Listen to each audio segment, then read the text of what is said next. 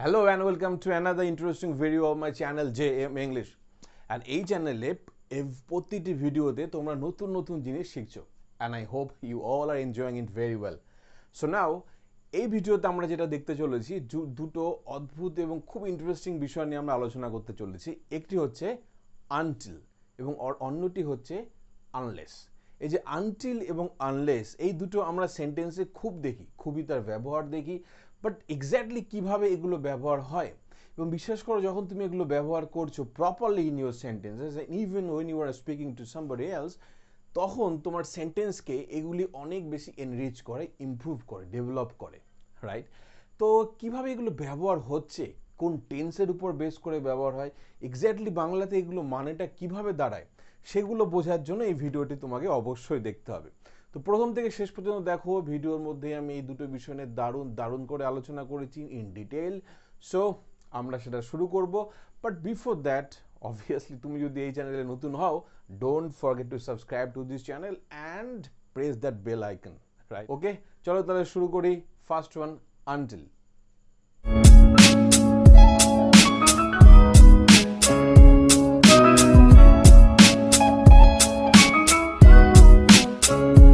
প্রথমে আমরা শুরু করছি আনটিল। আনটিল যে শব্দটি আছে এর ব্যবহার অসাধারণ, রাইট? মজাটা হচ্ছে যে এটি সেন্টেন্সে দুরকমভাবে ব্যবহার হতে পারে, right? Number one, preposition, as a preposition, আর number two as a conjunction. তো কখনো আমরা সেটিকে প্রিপোজিশন হিসেবে ব্যবহার করি, কখনো সেটিকে কনজাংশন হিসেবে ব্যবহার করি। তো প্রথমে আমরা দেখব যে আনটিল কিভাবে প্রিপোজিশন হিসেবে ব্যবহার হয়। দেখো, ফার্স্ট নিয়ম আনটিলের অ্যাজ আ প্রিপোজিশন, প্রথমে সেটি ভালো করে মনে রেখো যে এখানে আনটিল ব্যবহার হয় as a preposition of time. Preposition of time অর্থাৎ এটি কোনো সময়কে নির্দেশ করে, সময় রিলেটেড বিষয়টিকে বোঝায়। তো এখানে ব্যবহার হচ্ছে কিভাবে সেটি আমরা বুঝিনি। যে আনটিল বলতে বোঝায় যে কোনো নির্দিষ্ট সময়ের আগে, কোনো নির্দিষ্ট সময়ের আগে বোঝানোর জন্য ব্যবহার করি আমরা প্রিপোজিশন আনটিল, রাইট? তাহলে বিষয়টি আমরা যদি এভাবে বলি যে বিফোর, এটি ব্যবহার হয় কি জন্য? যে বিফোর এনি পার্টিকুলার টাইম, কোনো পার্টিকুলার কোনো সময়ের আগে বোঝানোর পর্যন্ত ব্যবহার হচ্ছে কি আনটিল। এই যে হচ্ছে আনটিলের প্রিপোজিশন হিসেবে ব্যবহার।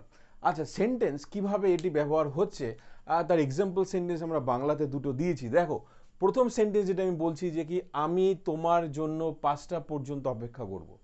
আমি তোমার জন্য 5টা পর্যন্ত অপেক্ষা করব। তো এই যে 5টা পর্যন্ত বলা হচ্ছে না, সময়টিকে বলা হচ্ছে যে কোনো সময় পর্যন্ত, তার আগের টাইম পর্যন্ত, এটি বোঝানোর জন্য ব্যবহার করছি আনটিল। তাহলে যদি আমি এটাকে ট্রান্সলেট করি ইংলিশে কিভাবে ব্যবহার করতে হয়, তাহলে দেখো, তাহলে কি বলছি যে আই শ্যাল অথবা উইল ব্যবহার করতে পারো। I shall wait for you, I shall wait for you until 5 o'clock, right? কি হলো? I shall wait for you until 5 o'clock, আমি তোমার জন্য 5টা পর্যন্ত অপেক্ষা করব। এই দেখো, ব্যবহার হলো আনটিল 5 o'clock, অর্থাৎ এই যে নির্দিষ্ট সময় 5টা আর তার আগে পর্যন্ত বোঝানোর জন্য ব্যবহার করলাম আমরা কি প্রিপোজিশন আনটিল। এখানে ব্যবহার হচ্ছে প্রিপোজিশন, এবং preposition as a preposition of time. Next আরেকটি সেন্টেন্স আমি দিয়েছি, দেখো, আমাদের অফিস পরের বুধবার পর্যন্ত বন্ধ থাকবে। আমাদের অফিস পরের বুধবার পর্যন্ত বন্ধ থাকবে। এই যে আরেকটি টাইম বলছি, বুধবার, ওয়েডনেসডে। তো ওয়েডনেসডে টাইমটি যে নির্দিষ্ট সময়ের আগে বোঝাচ্ছি, তার জন্য আমরা ব্যবহার করছি কি আনটিল। এখানে আনটিল এবং টিল যেটি আরেকটি রয়েছে, এর ব্যবহার একই রকম। চলো দেখি এই সেন্টেন্সটিকে যদি ইংলিশে ট্রান্সলেট করি তাহলে কিভাবে লিখবো আমরা। যে আমাদের our office will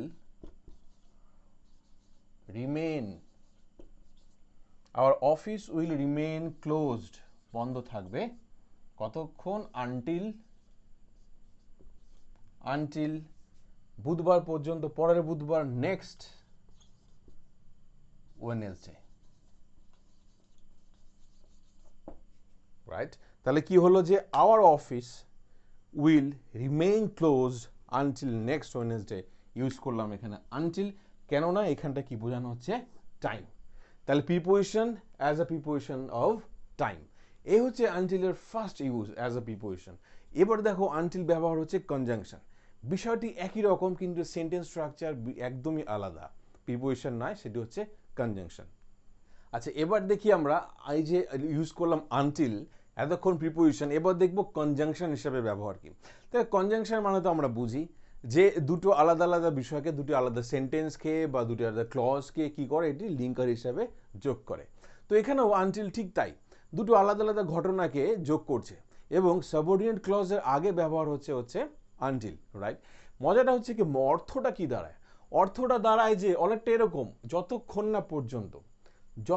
না পর্যন্ত, এটাও অনেকটা টাইমের বিষয়টিকে বোঝায়, কিন্তু কনজাংশনে কোনো নির্দিষ্ট টাইমটাকে উল্লেখ করা হয় না, ঘটনা বলা হচ্ছে, দুটো ঘটনা, একটি ঘটনা আরেকটি ঘটনা না হওয়া পর্যন্ত সেটি ঘটছে না, সেক্ষেত্রে আমরা ইউজ করি কি আনটিল, যতক্ষণ না পর্যন্ত। দেখো বাংলা এটিকে যদি আমি ট্রান্সলেট করি তাহলে কিভাবে সেন্টেন্স হয়।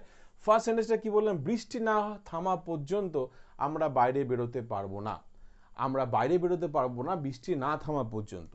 তাহলে এই যে বৃষ্টি থামা না পর্যন্ত, এই যে বিষয়টি বোঝানোর জন্য ইউজ করছে আমাদের কি আনটিল। তাহলে সেন্টেন্সটি কেমন হয়, সেন্টেন্সটি ব্যবহার হচ্ছে যে we can not go out, আমরা বাইরে বেরোতে পারবো না, আনটিল দ্য রেন স্টপস, থামছে, রাইট। তাহলে কি হলো, we can not go out until the rain stops, অর্থাৎ যতক্ষণ না বৃষ্টি থামছে আমরা বেরোতে পারছি না, ইউজ করলাম আনটিল। কোন ঘটনার আগে, রেইন স্টপ, বৃষ্টি না থামা পর্যন্ত ব্যবহার করলাম আনটিল, রাইট। আরেকটি সেন্টেন্সে দেখো কিভাবে ব্যবহার হয়, তুমি আসা পর্যন্ত আমি অপেক্ষা করব, ওখানে ছিল কি তুমি 5টা পর্যন্ত অপেক্ষা করবো, নির্দিষ্ট সময়, এখানে নির্দিষ্ট সময় নয়, একটি ঘটনা, তোমার আসা পর্যন্ত আমি অপেক্ষা করব। তাহলে এটিকে কিভাবে লিখতে পারি এভাবে যে আই উইল ওয়েট, আমি অপেক্ষা করব, আনটিল তোমার আসা, তুমি আসছো, তাহলে কি হবে, ইউ কাম, রাইট, তোমার আসা পর্যন্ত, তাহলে আনটিল ইউ কাম, ঠিক আছে। আচ্ছা এবার মজাটা দেখো, একটা অসাধারণ বিষয় আমি বলে দিচ্ছি যেটি ভালো করে মনে রাখতে হবে, যখনই তুমি আনটিল ব্যবহার করছো তারপরে যে সাবঅর্ডিনেট ক্লজটি ব্যবহার করছো সেটা সর্বদাই কিন্তু প্রেজেন্ট ইনডিফিনিট টেন্সে ইউজ করতে হয়, একদম ঠিক, প্রেজেন্ট ইনডিফিনিট টেন্সে, যদিও অর্থটা অনেকটা ফিউচার দাঁড় করাচ্ছে কিন্তু তুমি ব্যবহার করতে পারবে না ফিউচার টেন্স। দেখো আমি অপেক্ষা করবো তার আসা পর্যন্ত, রাইট, যতক্ষণ না সে আসছে, সেটা ভবিষ্যতে আসবে, কিন্তু আমি ইউজ করছি না future tense, you have to use present indefinite tense just after until. Subordinate clause has to be used in present indefinite tense only. দেখো এখানটাও লিখেছি the rain stops present indefinite tense, তাহলে এখানেও লিখলাম until you come present indefinite tense। তাহলে আমি বলতে পারি, এই নিয়মটি ভালো করে খেয়াল রেখো যে until plus present indefinite tense,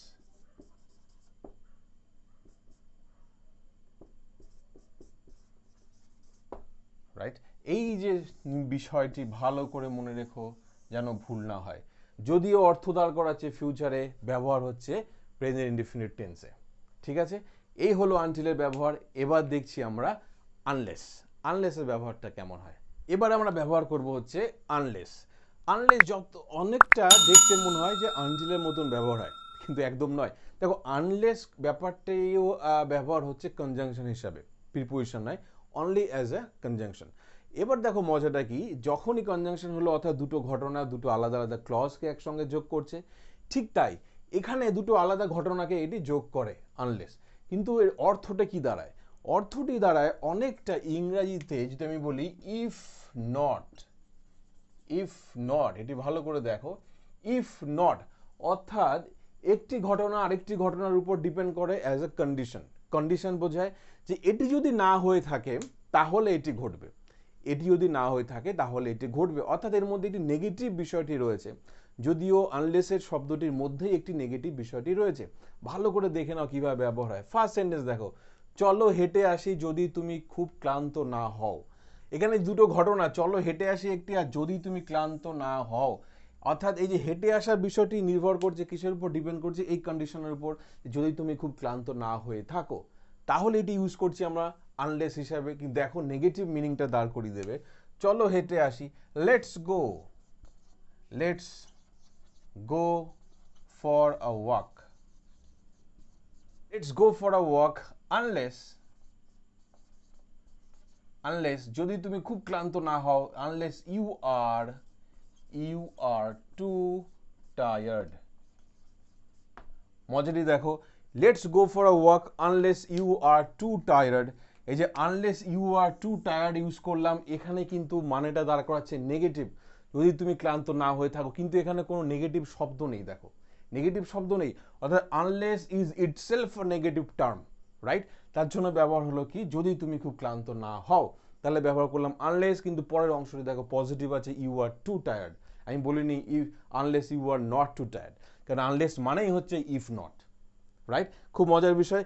next যেটি আমরা সেন্টেন্স দেখছি যে যদি বৃষ্টি না হয় সে আমাদের বাড়িতে আসবে। এখানে কন্ডিশন কি, যদি বৃষ্টি না হয়, এই অংশটি। অর্থাৎ এখানে ব্যবহার করবো আমরা কি, আনলেস। কিন্তু আনলেসটা সেন্টেন্সের প্রথমে নয়, পরে ব্যবহার হয়। তাহলে আমরা আগে এই ব্যবহারটি, এই সেন্টেন্সটিকে আগে আনবো, অর্থাৎ সাবঅর্ডিনেট ক্লজের আগে ব্যবহার করছি আনলেস, আনটিলের মতন। আচ্ছা, তাহলে সেন্টেন্সটি কেমন হবে, যে সে আমাদের বাড়িতে আসবে। তাহলে লিখি যে he will come to our house, he will come to our house। এবার লিখবো যদি বৃষ্টি না হয়, ইউজ করছি unless, unless it rains। ব্যবহার করলাম কি, unless it rains। তাহলে দেখো যদি বৃষ্টি না হয়, এখানে আনলেস এর পরে কিন্তু আমি নেগেটিভ ব্যবহার করিনি, কেন আনলেস নিজেই একটি নেগেটিভের মতো মিনিং করে। তাহলে আনলেস মানে হচ্ছে কি ইফ নট, সেন্টেন্সটি হয়ে গেলে he will come to our house, সে আমাদের বাড়িতে আসবে, আনলেস ইট রেইনস, যদি এটি বৃষ্টি না হয়। এই হচ্ছে আনলেসের ব্যবহার। মানেটা দাঁড় করায় দেখো কি সুন্দর, যে যদি না ঘটে, যদি এই ঘটনাটি না ঘটে তাহলে। তাহলে এই যে কন্ডিশন বোঝানোর জন্য ব্যবহার করলাম আনলেস। তো আলটিমেট আনটিল এবং আনলেসের যে ব্যবহার সেন্টেন্সে, আই হোপ যে তুমি এখন ভালো করে সেটি বুঝে গেছো, and now you can use by yourself, right? তো অবভিয়াসলি এখানে আমাদের এই আজকের ভিডিওটি শেষ হলো। অবশ্য তোমার খুব পছন্দ হয়েছে, লাইক করো, শেয়ার করো, সাবস্ক্রাইব করো, আর কমেন্ট করে জানাও কেমন হচ্ছে ভিডিওগুলো। তাহলে it will really inspire me a lot to make more videos for all of you. Okay, so thank you all of you for watching it. Thank you.